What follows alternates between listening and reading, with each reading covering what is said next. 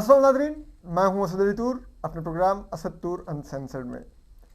आज हम आपको तीन बहुत ही दिलचस्प और बड़ी खबरें देंगे।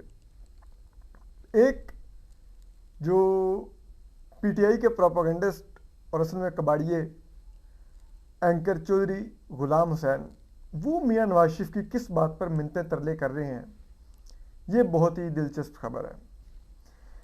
इसके अलावा जो दूसरी हम आपको खबर देंगे वो है कि कल जो ऐवान सदर में जो chairman election commission Sikandar Sultan Raja साहब की सदर आरिफ अलवी से मुलाकात हुई, उसमें आरिफ अलवी साहब ने क्या गिले शिकवे किए, ये भी आपको बताएंगे। और तीसरी खबर जो है वो कल चीफ इलेक्शन कमिश्नर साहब ने कोई 10-11 सहाफ़ियों से मुलाकात की। उसमें उन्होंने चेयरमैन पीटीआई इमरान खान साहब के बारे में क्या फरमाया, पीटीआई के इलेक्शन लड़ने के इम्कानात के बारे में क्या फरमाया, पीटीआई की सियासत के बारे में क्या फरमाया और बल्ले के निशान के बारे में क्या फरमाया।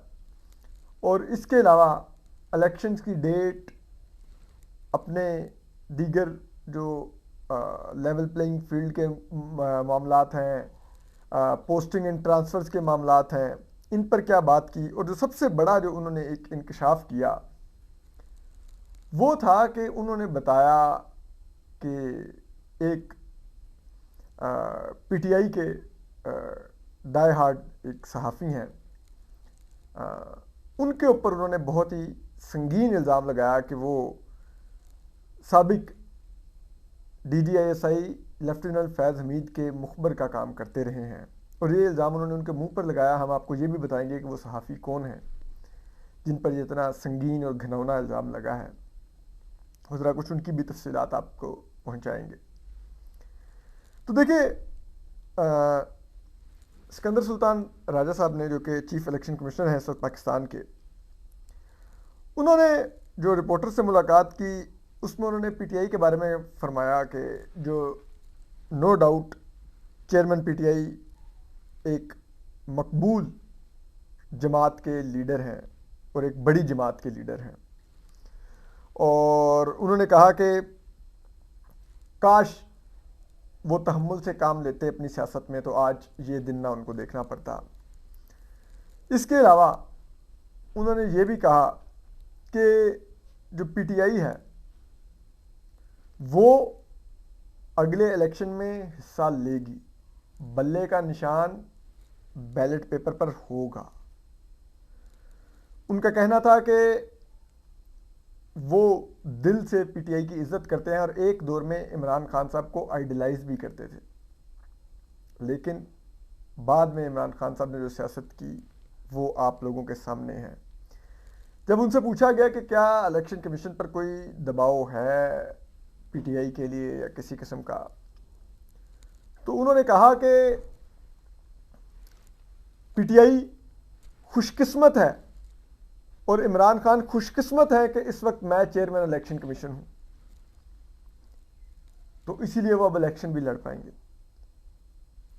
उन्होंने कहा दबाव होते हैं, लेकिन दबाव के आगे आपने स्टैंड लेना होता है।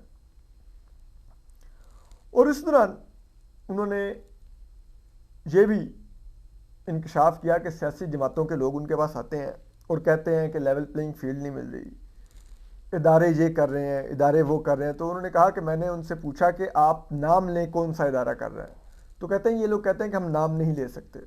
उन्होंने 2-3 सियासी रहनुमाओं के नाम लिए, जेजेआईफे के एक शख्सियत का, एक पीपल्स पार्टी की शख्सियत का, कि उन्होंने नाम लेके कहा कि मैंने इनको कहा कि आप इदारा जिसको कह रहे हैं, आप फ़ौज की बात कर रहे हैं ना, तो मैं फ़ौज का नाम ले रहा हूँ, तो आप क्यों नहीं नाम लेते। तो कहते हैं उन्होंने नाम फिर भी नहीं लिया। फिर उन्होंने ये भी कहा कि मैंने तो 11 तारीख प्रपोज़ की थी, लेकिन सदर आरिफ अलवी ने संडे की बजाय जुमेरात का दिन 8 फरवरी चुना। तो उन्होंने कहा चलें इस बहाने बच्चों को एक और स्कूल से छुट्टी मिल जाएगी। जबकि इसके अलावा उन्होंने ये भी कहा कि सदर आरिफ अलवी से ना मिलने का फ़ैसला मैंने ज़ाती तौर पर नहीं किया था, इलेक्शन कमीशन के तमाम मेंबरान का मुश्तरका फ़ैसला था। तो अब जब मुलाकात हुई तो बड़ी खुशगवार मुलाकात हुई, उसमें सब लोग बैठे हुए थे और मेरे में इलेक्शन कमीशन के, और उन्होंने कहा कि अटॉर्नी जनरल भी मौजूद थे और अटॉर्नी जनरल से मेरे फैमिली ताल्लुकात हैं मंसूर उस्मान अवान साहब से, तो बड़ी खुशगवार मुलाकात रही। और इसके अलावा उनसे पूछा गया कि लेवल प्लेइंग फील्ड वगैरह पे आपका क्या, तो उन्होंने कहा कि यार देखें, मैं हमेशा से प्रेशर के आगे स्टैंड लेता हूँ। जब पंजाब और केपी की असम्बली तहरीर हुई तो मैंने स्टैंड लिया कि नहीं, इलेक्शन यहाँ पर 2 सूबों में होंगे, सारे मुल्क में एक साथ होंगे। हालांकि सुप्रीम कोर्ट ने बहुत दबाव डाला लेकिन मैं खड़ा रहा। इसी तरह उन्होंने कहा कि अब आप लेवल प्लेइंग फील्ड की बात करें तो जब इलेक्शन का हम शेड्यूल जारी कर देंगे तो मैं इंश्योर करूंगा लेवल प्लेइंग फील्ड का। तो उनको कहा गया कि वो कैसे, आप अभी पोस्टिंग ट्रांसफर्स के मामले में बहुत ज़्यादा ले दे हो रही है, इस्लामाबाद के आईजी और डीसी के बारे में सवाल किया गया, तो उन्होंने कहा कि वो भी आप आगे आगे देखिए, मैंने 3 खत लिखे हैं तो उस पर भी आप जल्दी देखेंगे एक्शन। और सीडीए के 2 मेंबरान लड़ रहे थे तो मैंने उनकी ट्रांसफ़र करवा दी, तो मैं सीडीए के मेंबरान पर उन्होंने कहा कि मैंने रट अपनी दिखाई। इसके अलावा उन्होंने ये भी कहा कि आम इंतखाबात में हम सिक्योरिटी के लिए फ़ौज से मदद लेंगे। फिर उन्होंने मुजना चीज़ का भी जिक्र किया और उन्होंने कहा कि वो असद तूर साहब ने अपने वीलॉग में वो मिर्च मसाला लगा के कह दिया कि मैंने कहा है कि जी अगर मार्शल लॉ न लगा तो 28 जनवरी को इलेक्शन करवाऊंगा।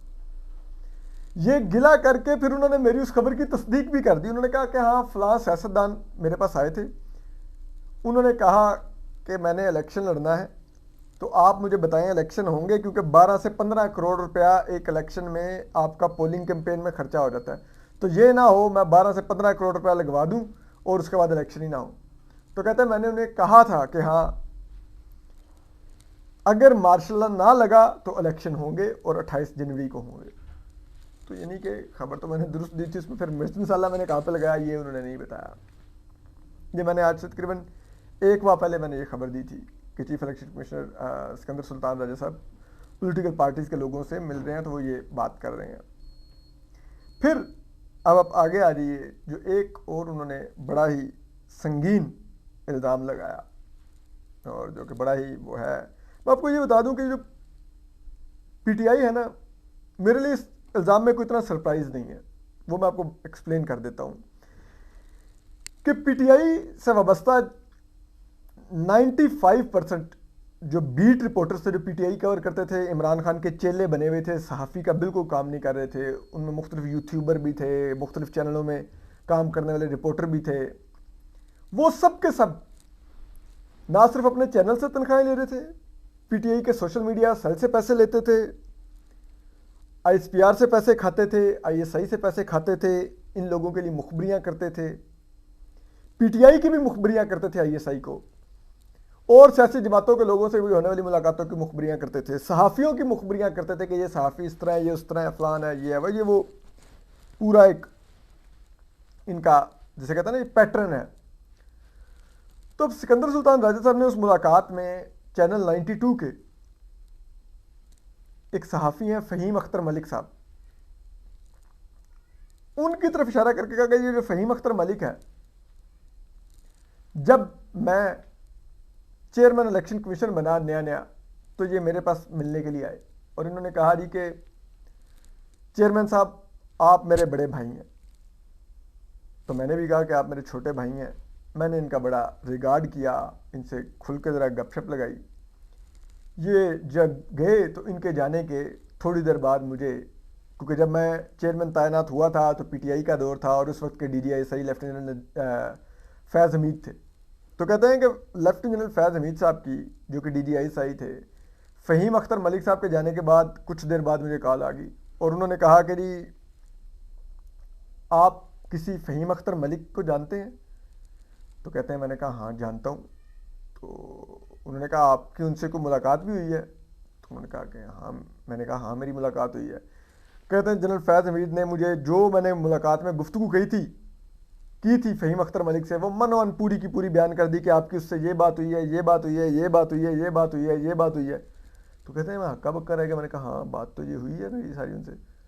तो कहते हैं फैज़ हमीद साहब ने मुझे कहा कि आप किस किस्म के लोगों से मिलते हैं, किस तरह की गुफ्तगू करते हैं, वो सारी की सारी उसने आके हमारे दफ्तर में मुझे सारी की सारी गुफ्तगू बता दी है मनोन। तो अब वो कहते हैं कि मैं तो बड़ा शर्मिंदा हुआ और मैं बड़ा परेशान भी हुआ कि किस किस्म का सहाफ़ी है, किस किस्म का काम करता है। जिस पर फ़हीम अख्तर मलिक साहब ने कहते हैं कि उधर एक वो जैसे कहते हैं ना फुसफुसी सी तरदीद की कि नहीं नहीं सर, मैं अल्फन कहता हूँ मैंने कभी ऐसा नहीं की, मैं कोई ऐसा काम नहीं करता, ये वो ठीक है।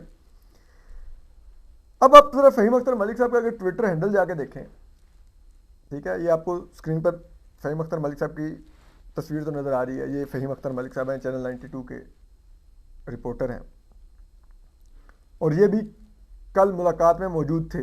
चीफ इलेक्शन कमिश्नर ने इनके मुंह पर यह बात की, तमाम सहाफ़ियों को बताई कि ये करते हैं। तो फ़हीम अख्तर मलिक साहब ने, अब आप ज़रा उनका ट्विटर हैंडल अगर देखेंगे तो उसमें जो 20 घंटे पहले चीफ इलेक्शन कमिश्नर साहब के बारे में ट्वीट किया हुआ है, जो कि उस मुलाकात के बाद बनता है गालबन, उसमें वो लिखते हैं कि वैसे अगर ज़रा बराबर भी गैरत व शर्म होती तो चीफ इलेक्शन कमिश्नर साहब इस्तीफ़ा देते और कहीं मुंह कर जाते, क्योंकि इनकी गलत तशरीह और फैसले की वजह से 25 करोड़ पाकिस्तानियों से इलेक्शन छीना गया और गैर मुंतखब मुसल्लत करदा लोगों के रहमो करम पर छोड़ दिया। आप बेहतर होता कि चीफ इलेक्शन कमिश्नर पर अपना गुस्सा यूं उतारते, आप कोई काउंटर एविडेंस प्रोड्यूस करते कि आपने कोई काउंटर चीज़ लाते, कोई वीडियो रिकॉर्ड कराते, कोई बयान जारी करते और कहते कि चीफ इलेक्शन कमिश्नर ने मेरे पर ये संगीन इल्ज़ाम लगा दिया, ये इल्ज़ाम झूठा है और मैं कोई ये रास्ता इख्तियार कर रहा हूँ या ये कर रहा हूँ। आपने उस इल्ज़ाम का जिक्र नहीं किया, आपने आगे चीफ इलेक्शन कमिश्नर को गालियाँ देनी शुरू कर दी, ठीक है। अब आप इनकी टाइमलाइन देखें, ये पूरे के पूरे कट्टर यूथी हैं, और यही सबसे बड़ा अलमिया है कि सियासी जमातों के साथ हम सहाफ़ियों को नहीं नत्थी होना होता। हम पॉलिटिकल पार्टीज़ के वर्कर नहीं होते जो कि ये इन जैसे सहाफ़ी लगते हैं। हम सहाफ़ी होते हैं, हम हर सियासी जमात पर तनकीद करते हैं, हर पब्लिक ऑफिस होल्डर पर तनकीद करते हैं, हर पब्लिक सर्वेंट पर तनकीद करते हैं, हर सिविल सर्वेंट पर तनकीद करते हैं, हर फौजी एहलकार पर तनकीद करते हैं, हर जज पे तनकीद करते हैं, और वो तनकीद हमारी उनकी पॉलिसियों की वजह से होती है। तो अगर हम किसी के वर्कर बन जाएंगे तो हम उस पर क्या तनकीद करेंगे, फिर तो हमारा उससे मफाद वाबस्ता हो जाएगा और बायस हो जाएगी हमारी उसके साथ। तो मालूम नहीं ये लोग क्यों नहीं ये ख्याल करते, पीटीआई के चक्कर में इन लोगों ने, पीटीआई ने मुल्क का बेड़ा गर्क किया और इन लोगों ने सहाफ़त का नाम डबोया इस तरह की हरकतें करके। तो अब जो अगली जो इसमें एक और इत्तला है वो ये है कि जब चीफ इलेक्शन कमिश्नर साहब सिकंदर सुल्तान राजा साहब गए, वैसे मैं एक बात सिकंदर सुल्तान राजा साहब से भी पूछना चाहता हूँ कि ये उनके कंडक्ट पर भी बहुत बड़ा सवालिया निशान है कि एक तो होता है कि चलें ठीक है इलेक्शन होने हैं, कुछ होना है, सिक्योरिटी ब्रीफिंग के लिए तमाम इंटेलिजेंस एजेंसियों के लोग और सिक्योरिटी नाफिज करने वाले इदारों के लोग आते हैं, इलेक्शन कमीशन के मेंबरान बैठ के उनसे ब्रीफिंग लेते हैं। ये आप उस वक्त के डीजीआईएसआई से किस लिए फ़ोन पर गप्पे लगाया करते थे और उनसे ये आप इस किस्म की बातें सुना करते थे कि फ़लाँ ने ये बात कर दी, इससे आप क्यों मिले हैं? आप क्या उनके मातहत थे, उनसे डिक्टेशन लेते थे? आप एक इंडिपेंडेंट इलेक्शन कमीशन एक बॉडी है, उसके आप चेयरमैन हैं। अगर आप लेफ्टिनेंट फैज़ हमीद से एक टेलीफोन की दूरी पर होते थे तो इसका मतलब है फिर आप मौजूदा डीजीआई से लेफ्टिनेंट नदीम अहमद अंजुम से भी आपके इसी किस्म के मामलात होंगे, तो आप किस किस्म के इंडिपेंडेंट चेयरमैन फिर होंगे? ये तो आपके अपने कंडक्ट के ऊपर और आपकी इंडिपेंडेंस के ऊपर बहुत बड़ा सवालिया निशान है।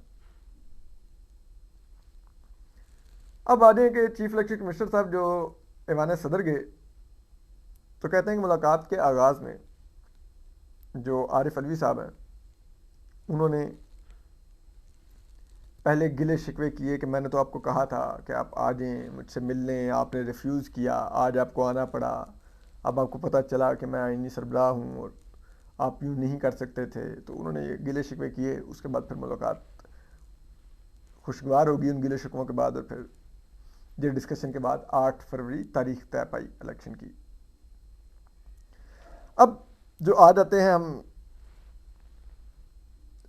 वैसे एक और भी एक खबर है कि एक निजी चैनल के एक सुपर प्रोड्यूसर, आपको मालूम है ट्विटर पे कौन सुपर प्रोड्यूसर होता था, हालांकि असल में वो मौसूफ जिस भी चैनल में रहे हों वहाँ पे एंकर्स को और उस चैनल की मैनेजमेंट के मर्दों को कुछ मखसूस सप्लाई करते हैं, धंधा करते हैं, दरअसल वो कुछ और, जो बड़ा शर्मनाक धंधा है। और मैं ड्रग्स की बात नहीं कर रहा, वो कुछ और सप्लाई करते हैं, कुछ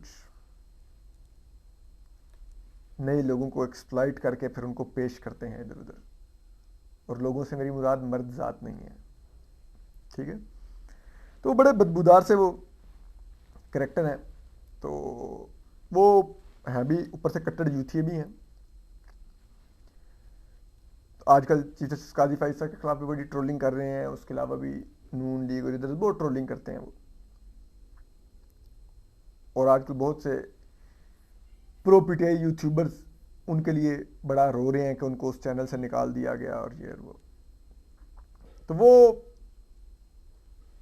अब टर्मिनेट हो गए हैं और उन्होंने बहुत इस फील्ड में, हमारे मीडिया की फील्ड में, प्रोडक्शन डिपार्टमेंट में उनसे ज़्यादा गंदा और बदबूदार इंसान नहीं आया और उन्होंने बहुत गंद किया, बहुत गंद किया।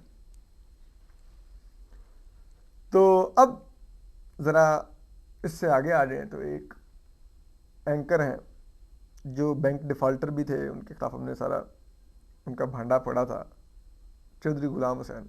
असल में वो कबाड़िए हैं, इंतहाई घटिया, कहीं से वो सहाफ़ी नहीं है, इंतहाई घटिया बदबूदार किस्म के किरदार है।